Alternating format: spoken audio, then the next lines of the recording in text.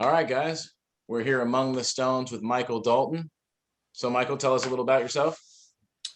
My name is Michael Dalton, but my friends call me Dalton. I've been training since 1995. Started out with bodybuilding. I did a lot of natural bodybuilding. I have 3 pro cards with 3 different organizations. I've transitioned my way to judging since then because, dieting is for the birds. Started powerlifting in 2018. Found a cool strongman gym, 2019. Competed in strongman about 5 or 6 times. Got into arm lifting and grip. What year would that be?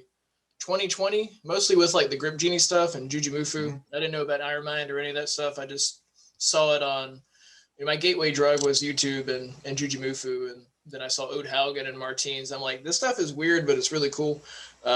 Which is, part of the fascination. And that's awesome. Yeah. We were stoked when he got into it. Honestly, the guys that have been following Grip forever, just because of the hopes that it would reach a big audience. So that's really cool. You found it that way. Yeah, I've been teaching for 23 years now. I'm a Spanish teacher at Dinwiddie High School. My mom was a Spanish teacher. But we'll get into more things about that high school soon because that's a lot of the cool stuff resides within that building. That's awesome. Yeah. So what motivates you to compete? What got you into, lifting and for so long back at 95 and the transition into, bodybuilding and powerman or strongman and all of that? Well, there's an adage in bodybuilding. They say breakups make bodybuilding or make bodybuilders. That was my case in 95. I reached out to the young woman. She's not so young anymore. Who was kind of she was the stimulus for that.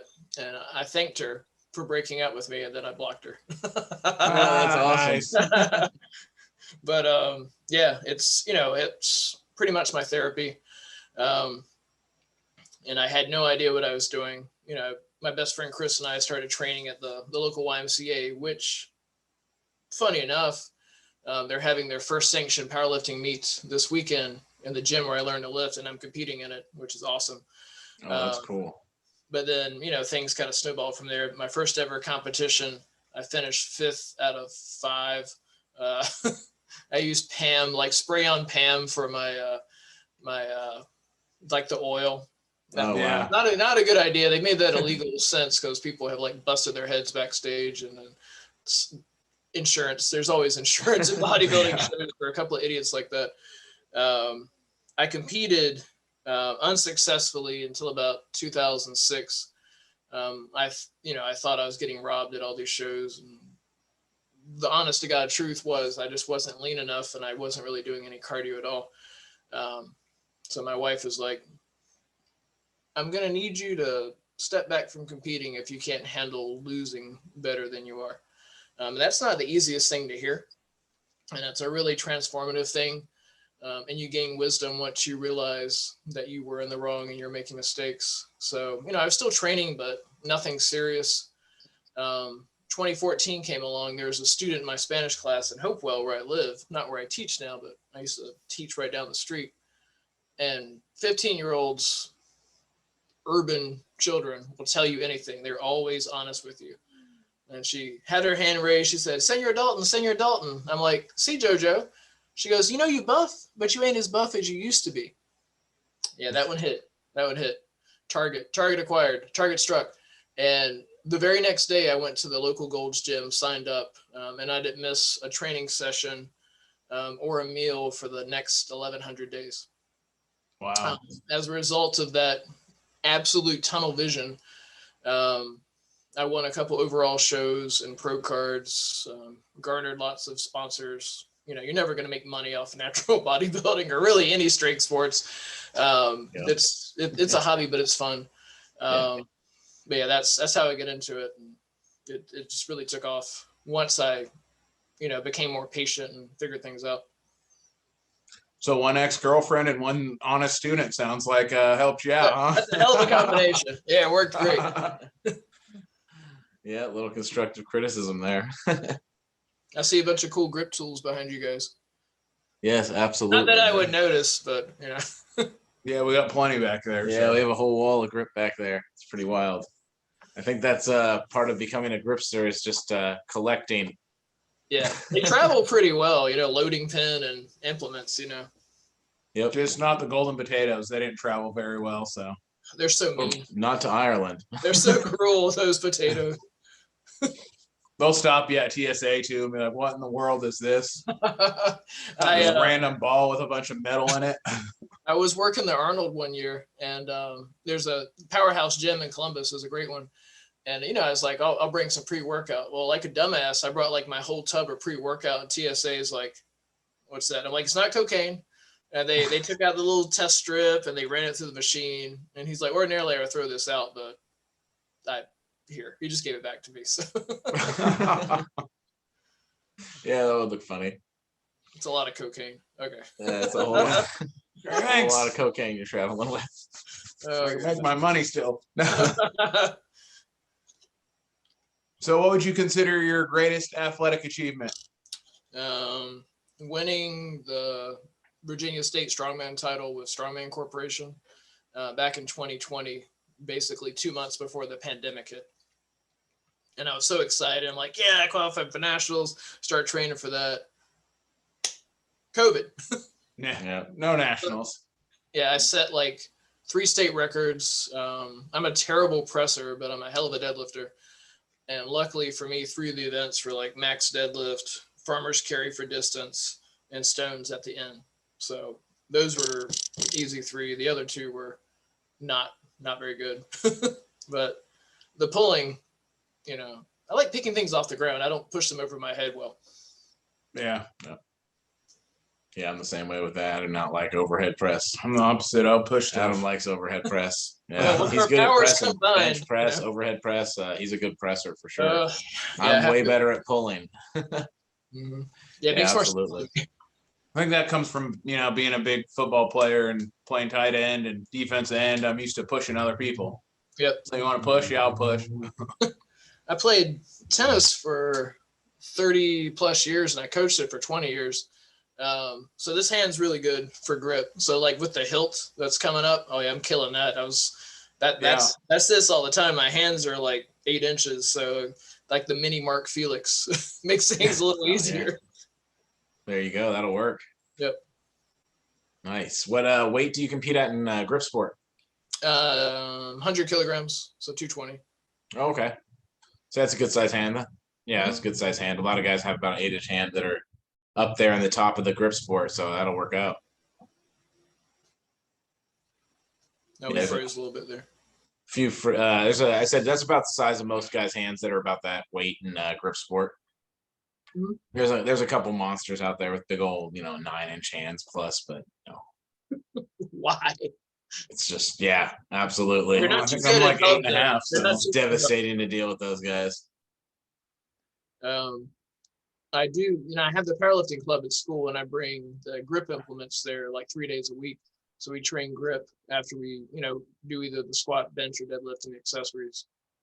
Once you bring the grip stuff out, they form a circle and they all just hop in and go.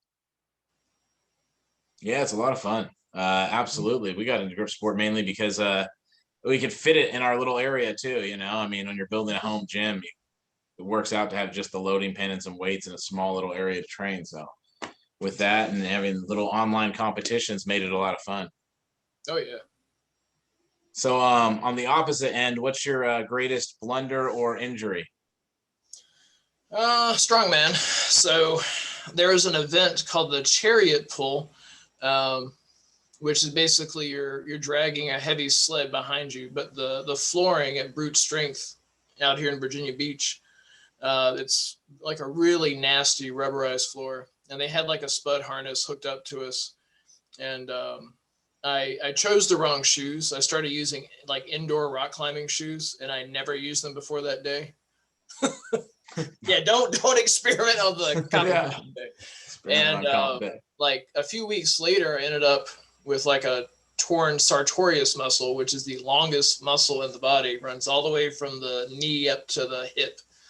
I was rehabbing that, and now, you know, I'm 47 and my left knee doesn't quite straighten all the way out. So I'm that old masters athlete who goes up to the judge and says, yeah, this is my lockout. Okay. My hips are through. That left knee is going to be kind of iffy, but the weight's coming up.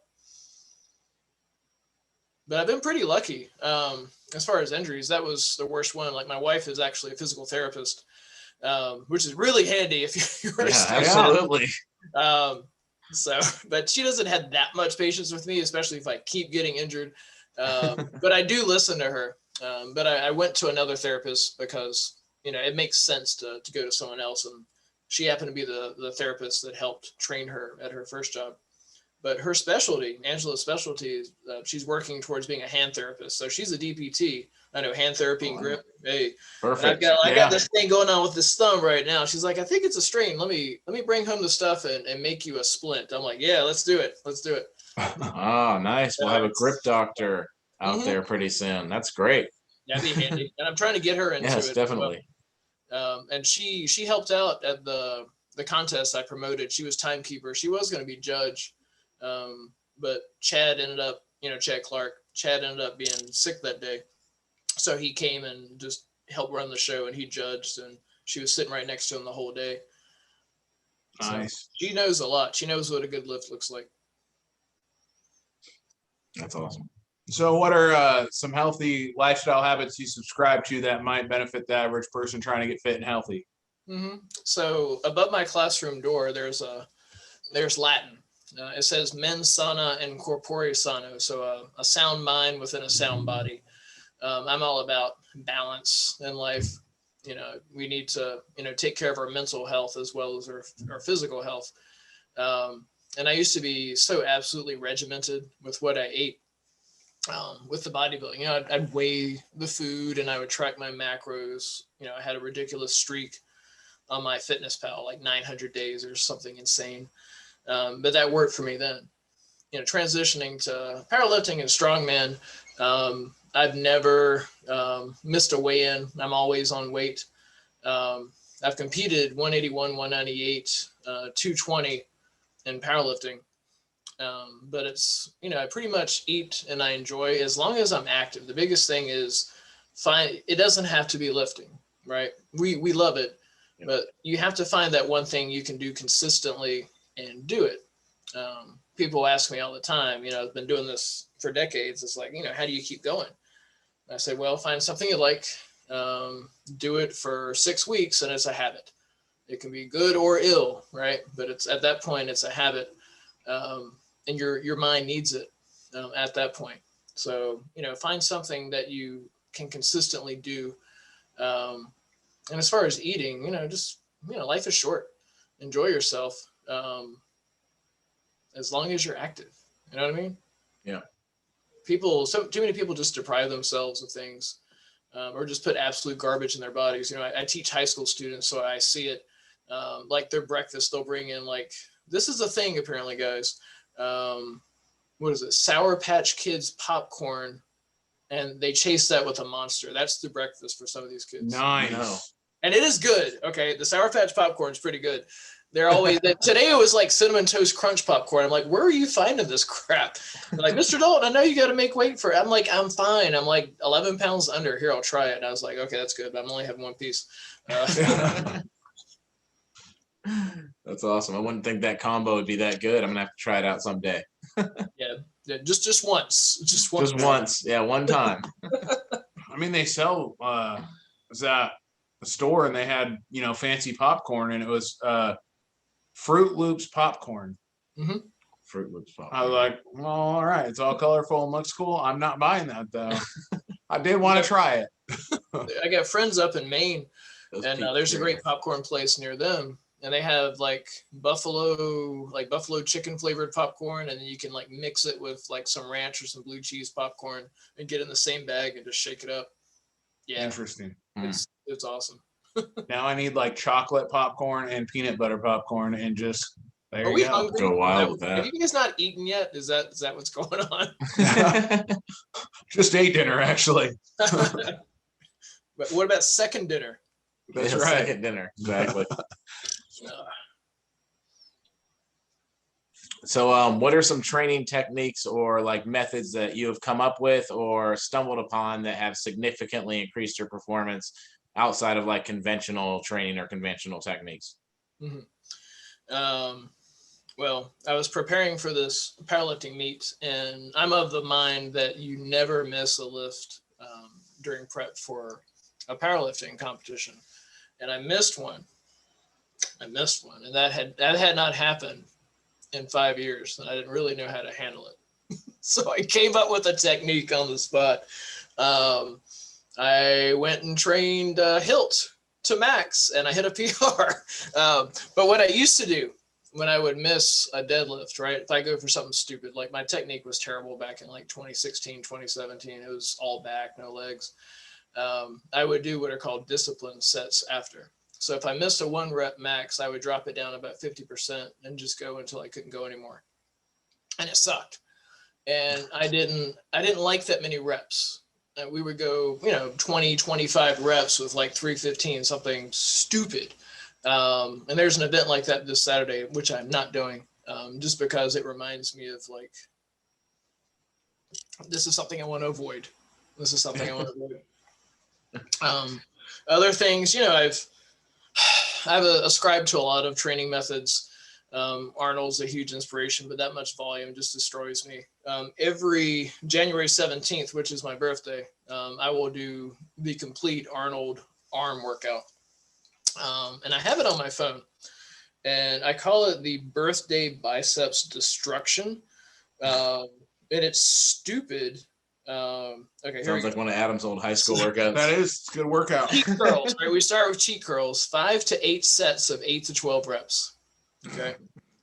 Yeah, That's always where do we that just get started. Incline curls, Just warm up. 5 to 8 sets of 8 to 12, 5 sets of 10 on concentration curls, and 5 sets of 10 on hammer curls.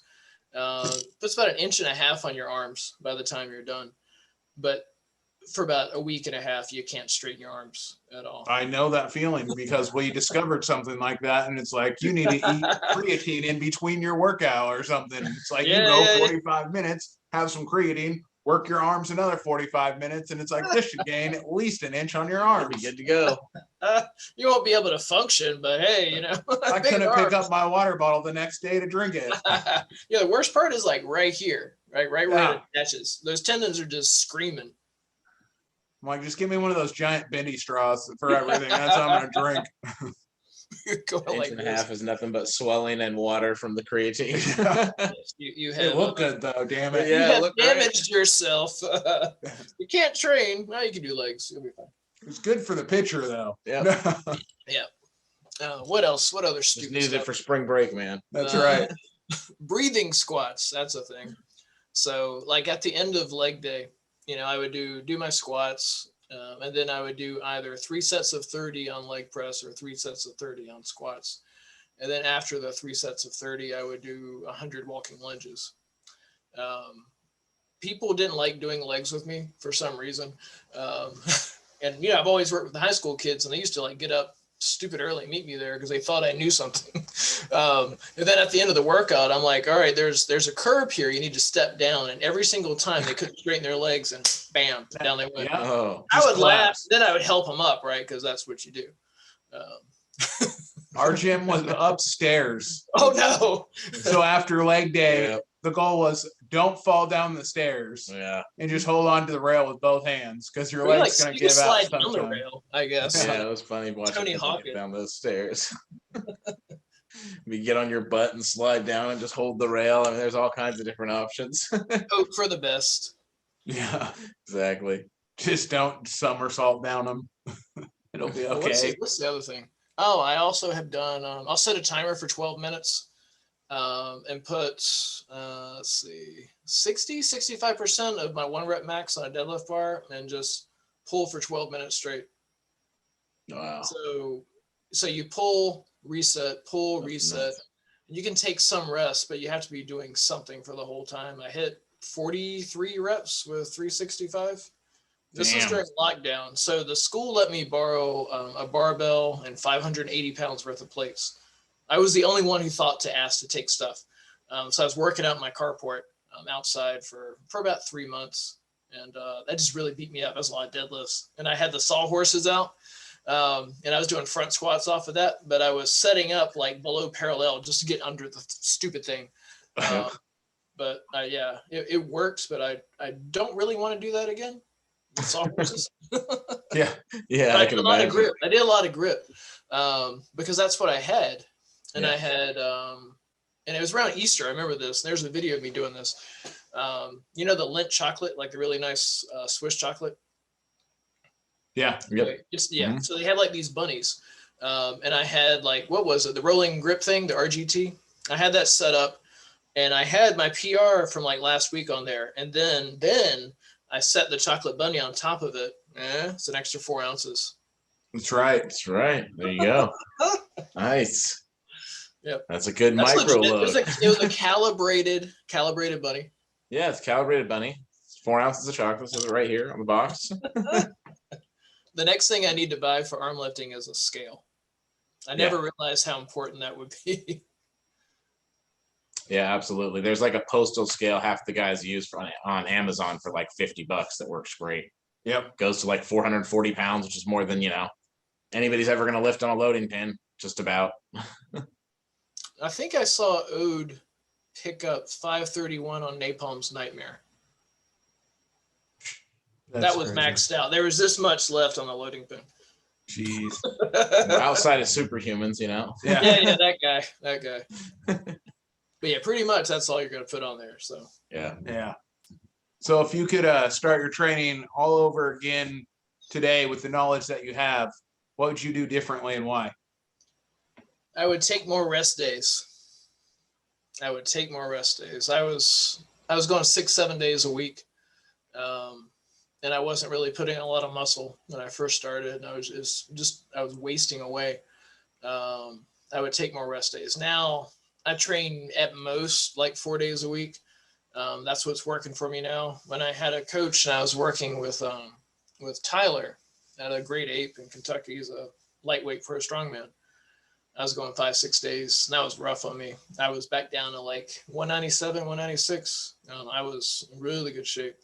But incorporating more rest days, legitimately listening to my body, because usually, if you're getting sick or, the weights aren't moving quite as well, your body is trying to talk to you. It's doing that quietly. And once you get injured, that's your body screaming at you. Remember when I was whispering to you? Okay. But I'm starting to fall back in that pattern because I like arm lifting so much and grip. I was almost doing it too much at first. And just, I wasn't making much progress. So I'm listening, remembering my lesson that I would talk to my younger self, like, hey, Dalton, remember, the body's going to whisper to you. So there's a lot of really small muscles and very intricate things and musculature in here. And it doesn't recover that fast. You can vary, the different lifts and everything, but you got to be smart because you want to be in this for a long time. And I've been in this for a long time. I'm really happy that I've discovered arm lifting and really just trying to help it grow. That's the thing right now. I think it's coming on. I really do. Yeah, that's what we set out to do too in the Northwest. So we've gotten some good group going here, which is kind of exciting. So you guys are in Washington State, right? Yeah. Yep. You know what my favorite show was growing up? What's that? Twin Peaks. Oh, right on. Mm-hmm. Yep. Yeah, that's awesome. Everything I know about Washington State is from David Lynch. So there you go. That's great. But yeah, we've been up here forever, for 30 years, forever. Yeah, forever. Exactly. So yeah, that's interesting about the training frequency. We've talked to a bunch of different people in grip. Some people say they train, multiple, like up to multiple times a day. Wow. And we've seen some people that train just a couple times a week, but we've only had one person that has like traveled here that was like a master's competitor that is actually like super strong on grip, that has inserted on the number 3. That was Vinny. Yeah. And he trains 1 day a week on his grip. He trains his grip real hard 1 day a week. I think he's a little over 50. He's like a 52, 53 years old, somewhere in there. He's in his early 50s or mid 50s now. But He trains 1 day a week on the grip, and he put up some serious numbers, especially for his body weight for the class he was in. Yeah, absolutely. Yeah, but we get guys like Jay Ripley, who's I think he's competing like about 176, something like that. Mhm. And he came and competed at Spring Squeeze, and we had 4 events, 4 attempts each. We had a mystery event at the end. He went out to eat with all of us. There's like 25 of us, and to this Mexican place, and it had a pull-up bar. I love this place because there's a pull-up bar on the way to the bathroom, and the owner runs like marathons. He's a really fit guy, and he's like, all right, he'll tell you how many pull-ups he thinks you need to do in order to get your dinner for free. So, Jay did this comp for like 3 hours. He's hitting PR, destroying his hands. He knocks out 25 pull-ups. The guy told him that's what he needs to hit. And then, he's hanging like a rock climber, and he'll shake his arms out. Then he hit 2 more just for the hell of it. And then the next day, he went outdoor rock climbing. He did all of that in 2 days. I'm like, have you lost your mind? So apparently he recovers pretty well. Yeah, absolutely. I still got his Saxon bar I got to return to him. So. Yeah, dude's a monster on the pull-ups. He really is. He banged out, I don't know, 22, 23 golden potato pull-ups, something like that. 22 and a half. I haven't tried the pull-up yet. Like Chad had it set up in his garage. I was like, not today, not today. Yeah, the golden potato pull-ups, beastly. I've pulled off a couple of them. My buddy Jeff, that's about my size, has pulled off a couple of them. Yeah, it's really, really tough. Never tried. Don't want to try. Well, now that you've cut 50 pounds, you might be able to do it. Yeah, almost 60 pounds, something like that. Impressive. It'll probably be better. Yeah, it'd probably be better an attempt now. Don't want to try when I was 280. Now I'm like 225. It might work. Still boggles the mind to think about Jason Dingy doing it at 334. That guy's insane. God, that's terrifying. Yep. At a body weight of 334, man, a golden potato pull-up, and he did it solid all the way up. It was crazy. Wow. Yeah, incredible. So what would you consider the most important piece in your home gym and why? My home gym. Let me see. My grip stuff. So, loading pin, a few plates in case anything happens again, like locks down. I mean, with that is really all I need. I mean, I have some sturdy branches in the backyard so I can knock out some pull-ups. I'm about as basic as it gets. Yeah. The home gym, I haven't, I was telling you guys about the barbell and the almost 600 pounds worth of plates. That was mostly during the pandemic. My home gym now is 4 minutes down the road. I used to travel 50 minutes each way. So I would, I'd work 8-9 hour day and then drive almost 2 hours just to train for another 3 hours and come home. So. Wow. Having a gym 5 minutes away must be like huge convenience. Yeah. Now. Once I transitioned to almost exclusively powerlifting and arm lifting, it's like a legendary spot. And, I'm always going down the basement because, you do weird things in the basement. That's right. All my arm lifting stuff and like 3 lockers there. And like the regulars there, it's like, oh, what do you got on there today, Dalton? They're like, what the hell is that? Can I try it? I'm like, yeah, come on. I'm like, get some chalk. You need more chalk than that. Yeah, exactly. Way more chalk. Yeah. When in doubt. Just add some chalk. Yeah, it's always funny when people come to try out grip for the first time, they get their fingertips dusted and we're like, no, get your hands in there and cover them the entire thing. Yeah, exactly. Chalk up on your, You should look like LeBron James when he throws it up, when he's playing basketball. I want that much chalk. Have you seen the movie Powder? We want you to look about like that when you're done putting chalk on. The powder reference. Amazing. Yeah.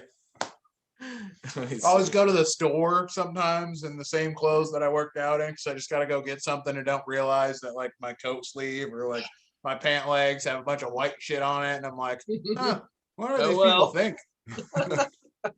Look like Scarface, going in. Look like Mike Tyson coming out to a fight. Oh my God. Well, I swear it's just gymnastics chalk.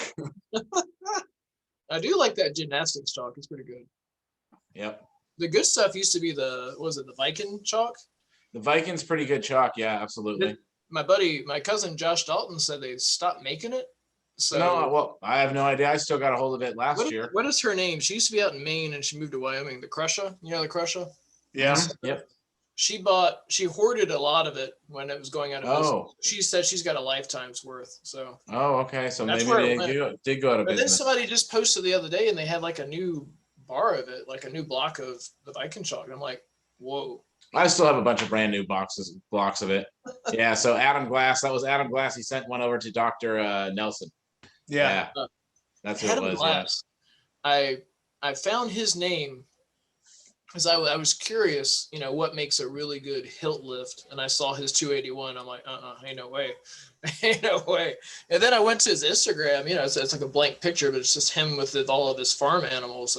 I don't see much grip anymore. Like he has finished grip. You know, grip is over for him. He has completed all grip challenges. You have seen all the internet. Goodbye. Yeah, actually, he's narrowed his grip implement supply like down to like, I don't know, maybe like 10 implements that he uses to train his grip now. He's definitely become like grip wizard type, where he's been doing it for 20 years. He knows these are the 6 things to train, and that's all you need to do. And now I'm going to hang out with my goats and train with my grip implements and be the strongest gripster out there, and that's it. He's like the unigripper, you know. There's probably a manifesto there somewhere. Yeah.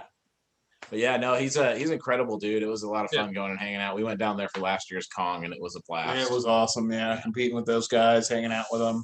Great group down there. Very strong dudes. So explain this to me. So I know there's Arm Lifting USA, and then there's another federation that Jed Diesel is big into. Yeah, Gripsport International. Yeah, that allows a lot more implements than Arm Lifting USA for sure. He was trying to convince me to do like a, what do you call it, like dual promotion or dual sanction for that one. That way I could put in some more fun things. I didn't even know that was a thing, obviously. Yeah, we did Gripsport International for our like Gripmas in July, because we could have a giant medley at the end just with all kinds of crazy stuff. And they're like, yeah, we'll sanction that. That's fine. So we've done both sanctioning bodies, but and arm lifting will let us do car holds now. So that's kind of cool. So we're going to do an Arm Lifting USA tribute to one of our buddies, Todd B. Craft, coming up. And we're going to have a car show there. And we're going to actually have a deadlift for time on one of the cars along with Gripsport there. So that's really cool. I like the sound of that. So I guess before we let you go, do you have any big questions for us or anything else that you would like to add or say, or any shout outs you want to make? Well, I'd be remiss if I didn't talk about my powerlifting club a little bit more. It's pretty much the only one I know of in the state of Virginia. Like in Texas, Florida, it's a huge thing. It's recognized as a sport and they can compete. With Virginia, it's still just club status.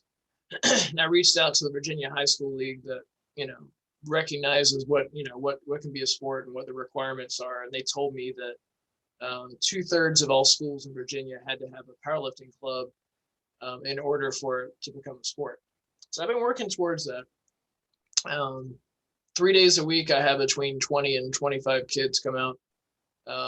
We'll go about 9 weeks at a time. We'll peak for like a mock meet, but we'll also go to that gym that's 5 minutes from my house and they'll compete there. And the last time we went, I think there were about 70 total lifters, which is huge. Wow, that'd be so cool for high school. That's awesome. Yeah. And I brought like 15 or 20 of those, and the rest were just scattered around. And my guys, they love and absolutely support each other so much, and they're just such a weird bunch anyway. I did a podcast 2 months ago with my buddy Joe Lombardo, and apparently this came out of my mouth at some point. I said, try powerlifting, make weird friends, and he made a t-shirt with that on there. So that's apparently a thing. That works for Gripsport too. Yes, definitely works for Gripsport. We're all weird in that sport. Really? Absolutely. But God is fun. And I like, I've done, Chad's trying to get me to do Highland Games in August. He wants to do a second day of his Green Hill Highland Games just for like people who've done strongman, throwers, powerlifters, just who want to, give it a shot and get hooked on it. And I said, yeah, I don't want to throw that 56-pound weight, Chad. He goes, you're over 40. You only got to throw the 42. And I'm like, yes. There So, you go. I'm in. Sounds good. This will wreck you, like your whole core throwing that thing. I mean, he told me this one guy who used to take 50 throws a day with a 56-pounder. That's insane. That's a man. I don't know. I don't want to throw that That's an pole animal. thing. I don't want to flip it after, watching Strongest Men in History and just seeing yours get wrecked himself.